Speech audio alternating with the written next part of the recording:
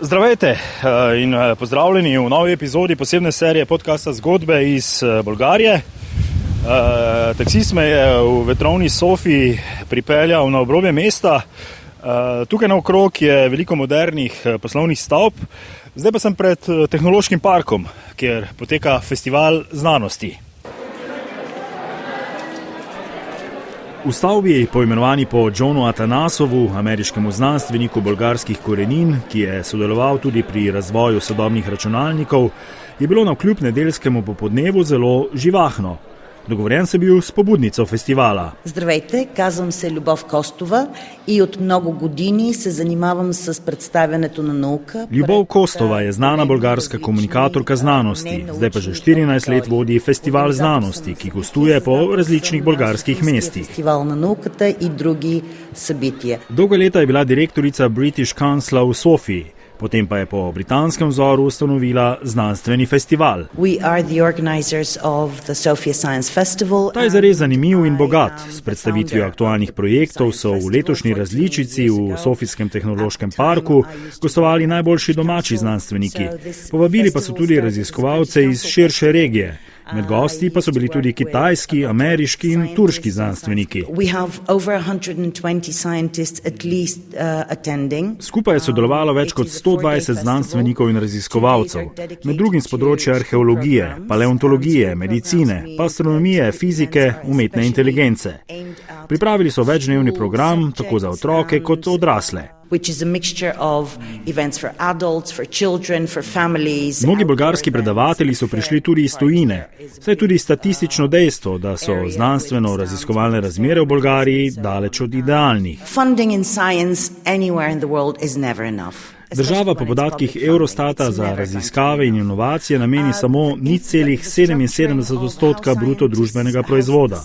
Evropsko povprečje je 2,24%. Slovenija za primerjavo v raziskave in razvoj vlaga 2,18% BDP-ja.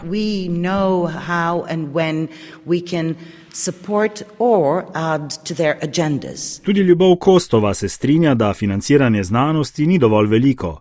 Še posebej v javnih ustanovah, ki tudi v Bolgariji nosijo ključno vlogo pri razvoju raziskovalno-znanstvenega področja. On the other hand, you asked about the changes to science. There are more international projects. Bulgarian scientists take part in European projects. Pomagajo si z različnimi mednarodnimi projekti, predvsem seveda evropskimi.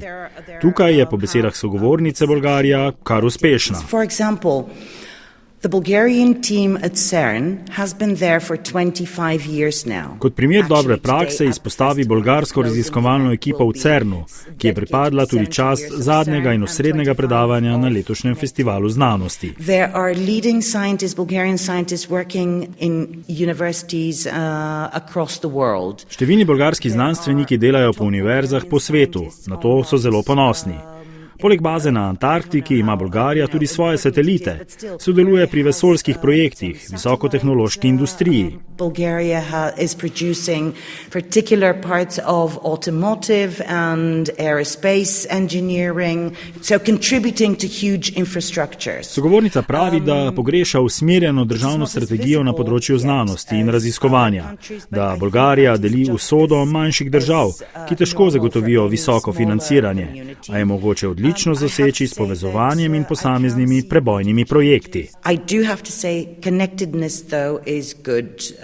It looks quite good. Eden izmed takšnih prebojnih projektov, kot jih omenja Ljubov Kostova, je bolgarska raziskovalna baza na Antarktiki. Imam česta, da učastvam v 32-та nacionalna antarktička ekspedicija prez 2024 godina. Bolgarija je svojo antarktično postajo leta 1988 postavila na otoku Livingstone, kjer v sklopu različnih mednarodnih odprav potekajo raziskave z področja geologije, glaciologije, oceanografije, biologije, topografije. V aktualni ekspediciji so med drugim raziskovali vpliv podnebnih sprememb na ledenike in prisotnost mikroplastike na Antarktiki. I went to Antarctica and I was on the same expedition. Yes, actually that wall over there is my project from Antarctica. Ljubov Kostova, ki je bila kot komunikatorka znanosti tudi del zadnje odprave, izkušnjo z obiska na Antarktiki primerja z utopijo. Everyone said, but this sounds like utopia. And it does sound like utopia. Opazila je veliko skoncentrirano zelo majhnih raziskovalnih skupin na delo in hkrati tudi veliko solidarnosti, brez tekmovalnosti, ki je sicer zelo pogosta tudi v vsakodnevnem akademskem svetu. Every single person on the team is there to support them to do that job. It is a very collective effort. Zanimanje za udeležbo na ekspedicijah je seveda pričakovano zelo veliko. Raziskovalnih izzivov je ogromno, poleg tega je pokrajina unikatna, a redni obiskovalci Antarktike ne morejo mimo zelo očitnih sprememb. I was stunned by the icebergs.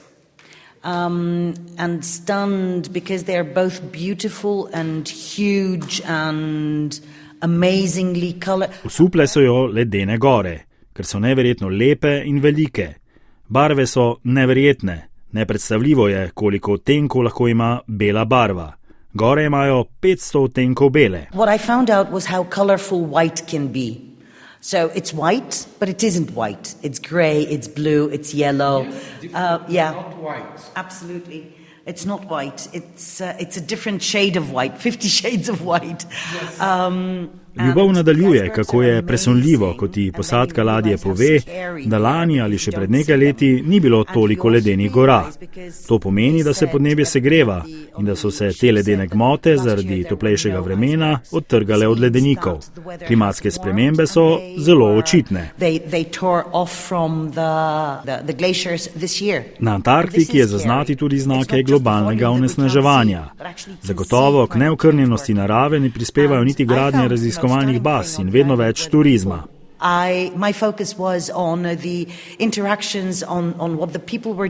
Komunikatorka znanosti Ljubov Kostova je povedala, da imajo sicer bolgarski bazi zelo striktna pravila.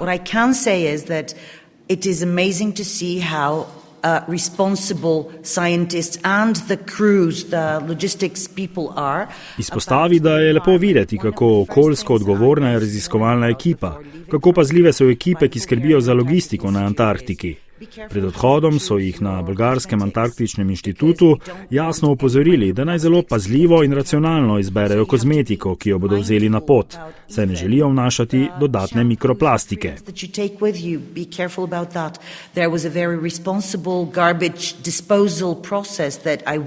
Zelo dobro je poskrbljeno za zbiranje odpadkov in njihov odvoz z Antarktike. Seveda pri gradbenih posegih nastane tudi škoda zaradi strojev, toda tudi gradbene odpadke zelo vestno in v skladu z zakonodajo zberejo in odpeljejo z Antarktike.